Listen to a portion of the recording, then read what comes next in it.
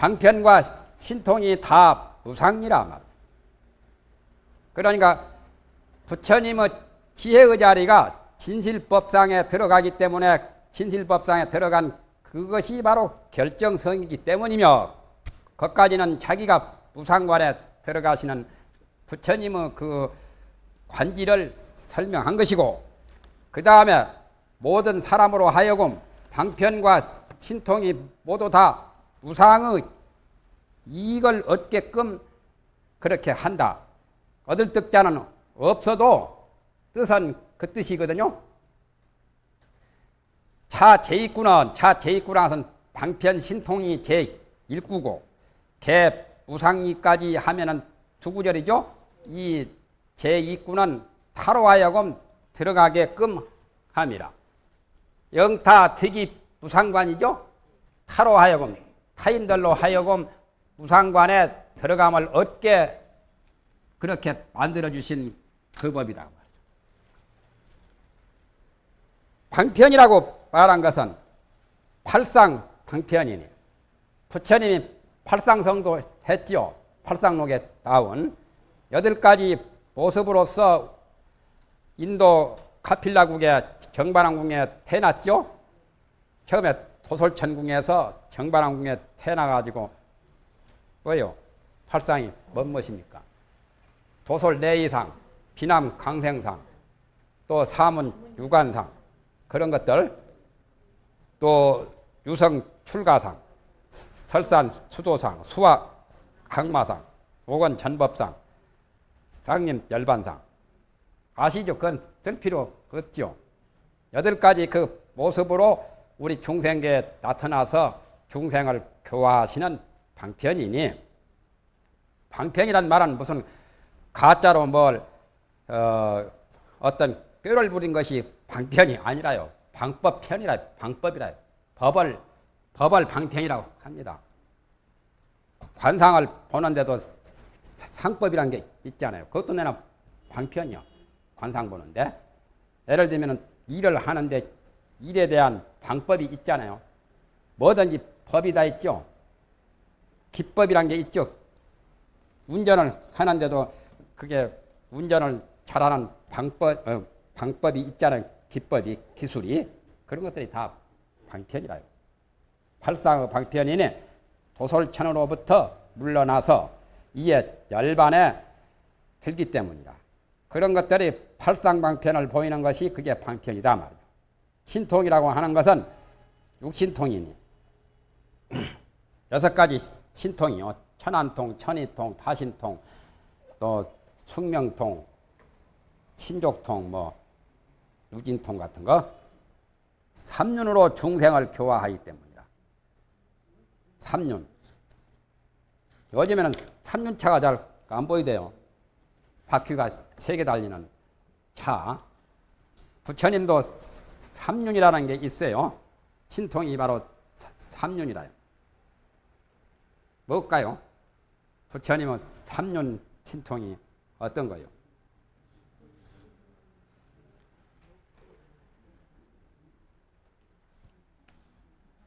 친구의 3업입니다. 내가.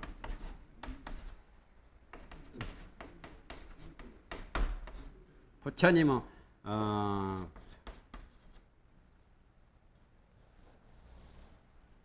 몸에는 신통륜이 있고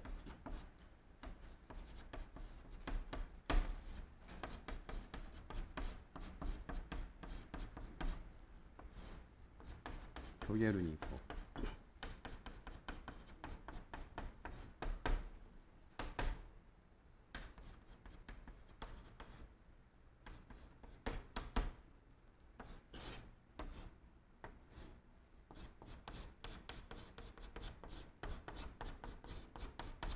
여기 3륜은 보시하는데 3륜하고 달라요. 보시하는데 3륜은 보시하는 사람하고 보시하는 물건하고 또 보시를 받는 사람, 그렇게 해서 3륜이지만은 여기에 3륜은 부처님의 친구의 3업인데 몸으로는 신통을 부려서 몸에서 광명을 나타내든지 중생에게 여러 가지 그 천백억 화신 같은 거, 보이는 것이 그게 바로 몸으로 보이는 신통륜이고, 입으로는 부처님의 변제를 가지고 사변제나 여러 가지 그런 49년 설법 62가지 범음성을 가지고 설법하는 것이 교계눈입니다. 가르쳐서 잘 경계를 해서 중생으로 하여금 깨우치게 타일러 주시는 거.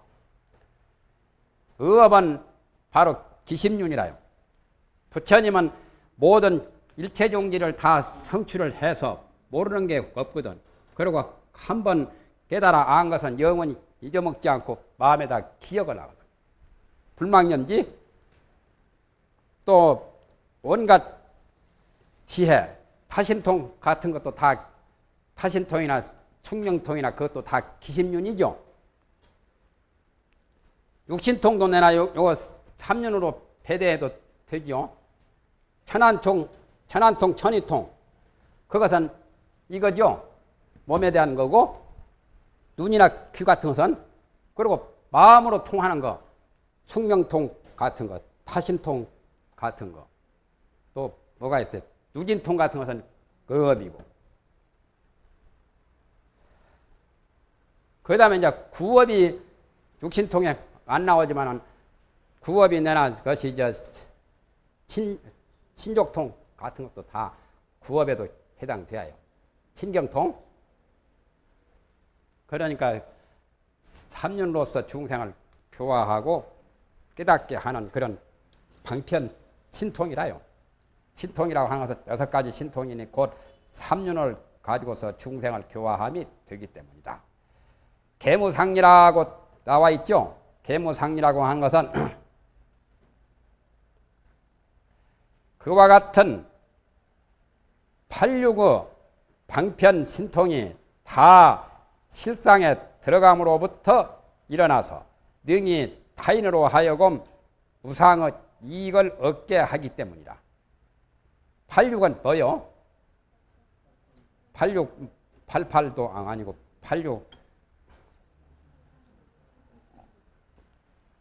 86이 아시안 게임이죠.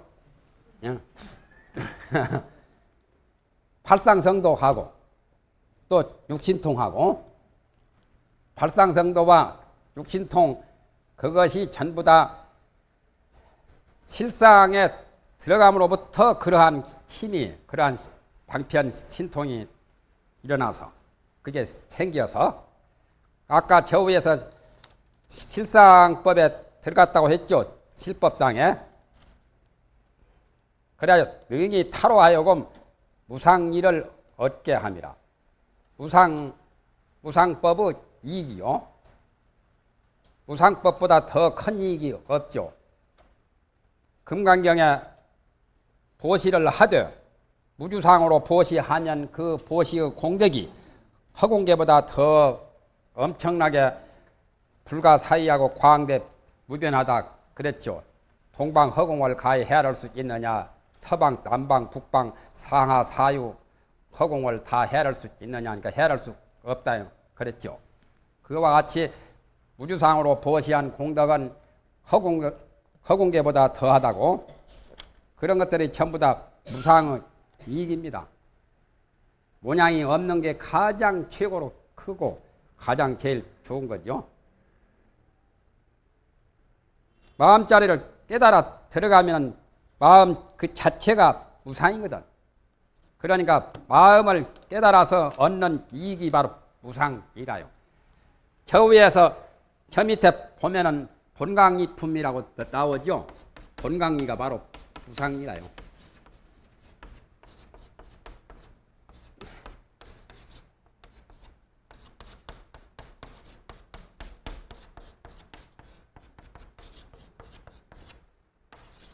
무상이기 때문에 무궁무진하거든. 만약에 유상이라면 한도가 있거든. 한정이 있잖아요. 무한의 이익이죠. 무한정. 그러니까 이 상이 없는 것은 무한의 이익입니다.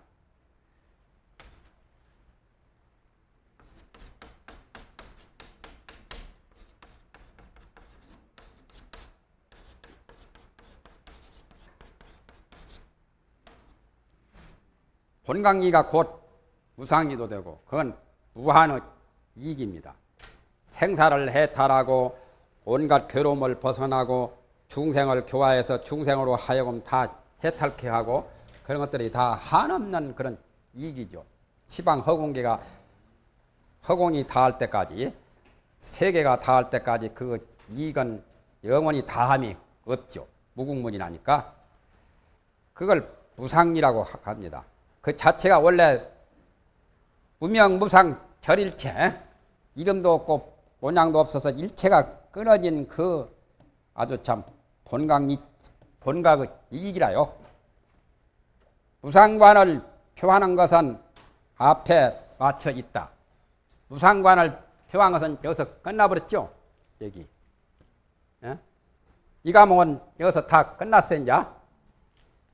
이 과목은 끝을 맺었다고 이제 하고 이제 이것 남았네 이제.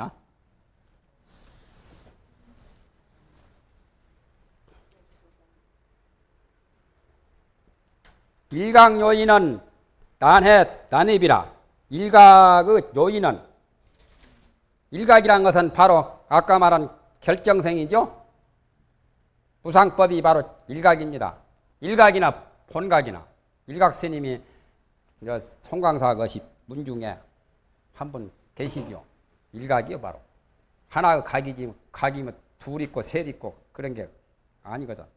일체가 유심조고 만법이 규율이고 원래 그 자리가 하나의 각이거든. 하나의 각. 요이란 말이 바로 결정생이죠. 요이란 말은 통달한 요달한 구경법이죠. 구경의 도리. 그것은 알기도 어렵고 이해하기도 어렵고 들어가기도 어렵단 말이에요. 들어가기만 하면 참 좋고 알기만 하면 참 좋은데 그런 것을 알기도 어렵고 들어가기도 어려운 자리요.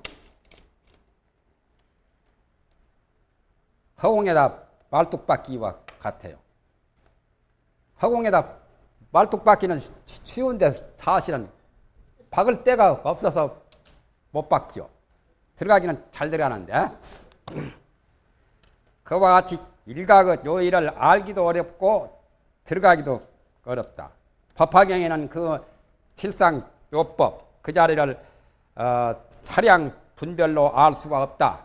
모든 성문, 연각, 보살 모든 사람까지 사리불과 같은 사람이 수천만억, 억만억이 동시동처해서 생각을 자아내도 모른다고 했죠. 그 자리가 참 알기가 어려운 자리. 온갖 이승들의 알고 볼 바가 아니라 말이에요. 징지소지 비여경이죠. 칩불보연 대인경이요. 법성계 온갖 성문과 연각이 알고 볼 바가 아니라 말이죠. 부처님만이 알 수가 있고 볼 수가 있는 그 자리지. 여기는 보살까지도 또 나왔네. 부처님만 아는 게 아니라 오직 십불을 보현 대인경이라.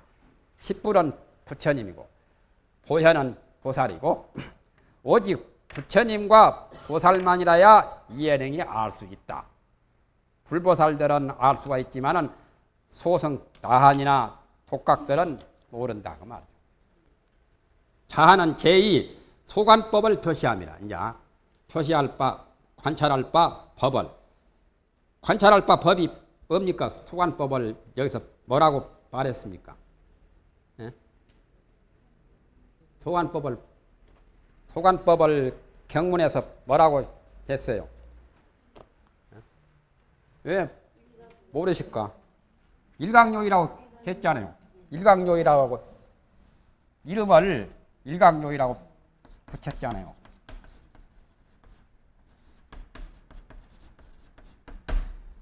일각요이. 일각요이는 그게 바로 소관법이라. 여기에 또한 두 규절이 있으니 첫째는 소관법이 깊음을 바로 표시하며 직접적으로 소관법이 참으로 깊어서 알기도 어렵고 들어가기도 어렵다고 바로 표시한 거란 말이에요. 여기도 두 가지가 있어요.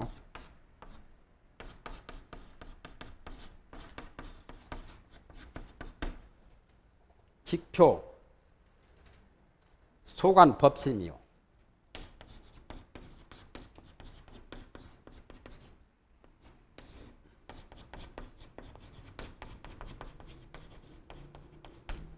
소관법이 기품을 바로 표시하며, 두 번째는 위타설시 신법이라, 타를 위하여.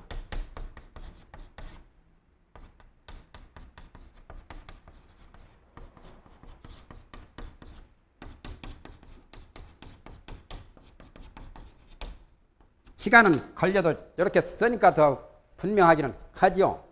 예? 요 이제 표 소관법에 감옥이 아들을 두 아들이 낳는데, 첫째는 바로 직접적으로 소관법이 깊은 것을 표시하고, 두 번째 가서는 타를 위하여, 타는 중생들을 위해서 이 소관법 깊은 법을 설명해 준다고 말이죠. 해설함이라. 일각요의라고 하는 것은 일심 본각 열애장이다 말이죠. 기신론에 내나 일심법계, 하엄경에 일진법계, 일심이요 본각이요 바로 그 자리가 열애장이다 말이죠. 이것을 통과하며 영원히 그 밖에 깊은 법이 없기 때문이다. 이것이란 말은 일심 본각 열애장을 제외하고는 그보다 더 깊은 법은 없어요. 일심이 가장 깊죠. 일각이 바로 일심이죠. 일심 본각 열애장이 최고로 깊은 법이다 그 말이죠. 세상에서는 제일 깊은 걸 말할 때는 태평양 바다 엔덴 해연이 제일 깊다고 하겠죠. 그래도 그건 한정이 있어요. 몇천 미터 내려가면 바닥이 보이잖아요. 그러나 이 깊은 것은 몇천 미터가 보여. 몇 억만리를 가도 끝이고는 없는 거예요. 무한의 아주 참 깊고 푸른 바다지, 마음바다지. 난해라고 하는 것은, 난해, 난입이라고 하는 그 말은 그 의미가 매우 깊어서 온갖 이성들이 알거나 볼 바가 아니기 때문이요.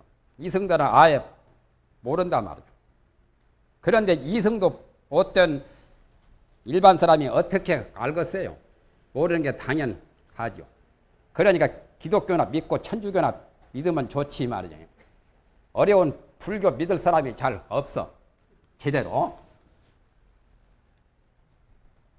그래서 또 이제 깊은 도리를 알려면 결국에 들어가야 될 건데, 난입이라고 하는 것은, 들어가기 어렵다는 것은 그 자체가, 일심의 본각 자체가 매우 깊어서 오직 부처님과 보살만이 이해 능이 들어가기 때문이다.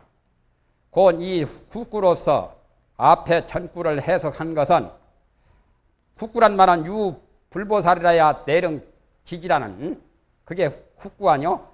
앞에 것은 비제 이승기 소지견이라는 거. 앞에 규절을 해석한 것은 초문을 밝히고자 하며 초문에 표한 바, 처음 문에서, 처음 문이란 말은 무상관을 표시한 거죠. 앞에 거. 이 과목이요. 무상관을 표시한 거. 초문에 표시한 바, 불지로 들어간 바 실법상이라고 하는 것은 바로 이 일심 본각 열애장 법임을 밝히고자 하니 용명을 거다하죠. 그걸 밝히려고 이런 말을 했단 말이죠. 이승은 모르고 부처님과 보살만이 알 수 있다. 능가경에서 말씀하시기를 10권짜리 능가경에 나오잖아요. 정멸이라고 하는 것은 일심이 된다 하고, 그 자리가 바로 일각요의죠. 정멸은 부처님의 열반짜리죠. 정멸 공경영지하는 그 본래의 정멸한 마음짜리죠. 그 정멸을 일심이 된다고 이름하고, 일심은 또 열애장이라고 이름한다. 같아요. 일심이 바로 열애장이고 열애장이 바로 정멸이고 정멸이 바로 일심이고 그래요. 세 가지 명칭이 있지만 똑같아요. 또 열애장을 또 뭐라고 또 하죠. 열애장을 뭐라고 또 합니까? 안외야라도 하죠. 그걸 또.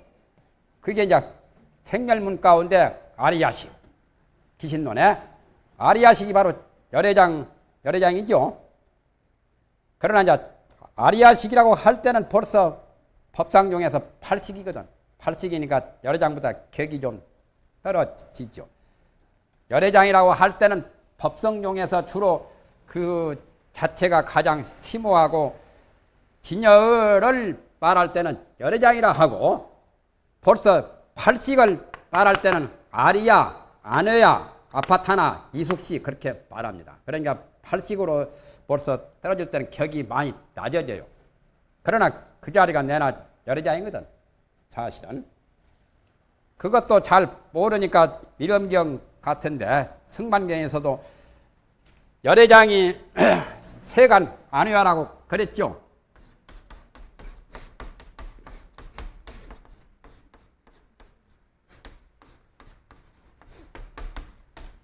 열애장이 세간의 안외야인 것이 한글로 써버립니다. 안외야식이요.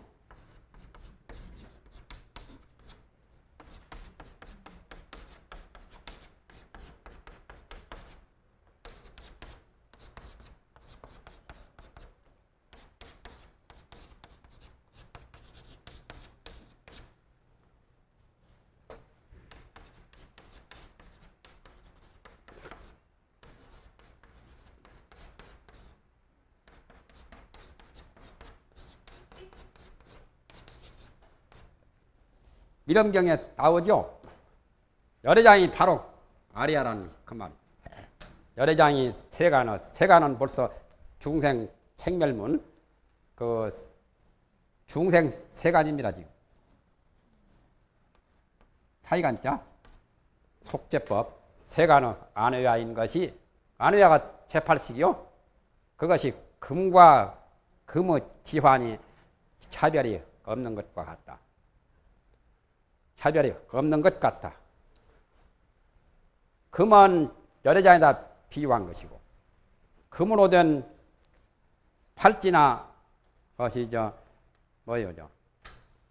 가락지나 그것이 내나 금으로 되었으니까 똑같은 금덩어리하고 금으로 된 금팔찌나 금가락지나 같은 거 아니에요. 금은 금인데 벌써 안외야로 될 때는 지환과 같은 거죠. 지금 이 경문에서 칠법상이라고 말한 것은 이 바로 정멸의 뜻이다. 금강산매경에서 아까 저 위에 칠법상이라고 하는 그 말은 능가경에서 정멸이라는 의미와 같고 일각요이라고 지어서 한 것은 곧 일심 열애장이라고 하는 그런 의미와 같단 말이야. 같은 거죠, 내나? 법화론에서 말하기를 법화경을 해석한 법화론이 있어요. 요즘에는 법활로라는 것을 팔고 있죠. 법활론 선전 나오대요. 법화론에 말하기를 재불 열애가 모든 부처님 열애가 능히 저 법의 구경 실상을 아시니 부처님은 저 법이란 것은 제법실상이죠. 저 법의 구경실상, 최고, 최상, 완전한 실상의 도리를 잘 아시니 실상이라고 말한 것은 열애장 법진의 체가 변치 않는 불변의 의미를 말하기 때문이다. 그 자리는 변치 않기 때문에 그걸 진여라고 하지요. 불변이니까. 금은 변하지 않지요. 금을 다시 녹여도 내나 금은 금이죠. 그와 같이 불변해요. 지금 이 경에서 일각이라고 말한 것은 일체 모든 법이 오직이 일심뿐이요. 이 말은 기신론에 나온 거죠. 일체 중생이 본래의 하나의 본각뿐이란 말이에요. 본각이니. 일체 중생이 다 본각이요. 그래서 하나의 본각이라는 의미에서 일각이라고 했다 그 말이죠. 일심을 일각이라 하기도 하고 그러한 의미를 말씀기 때문에 일각이 된다고 이름합니다. 아래 연설한 가운데 이르러서 아래 이제 본각에 대해서 설명한 거 여러 번 나오죠. 다시 마땅히 자세히 분별하겠다. 아래 가서 또 설명을 많이 하겠다.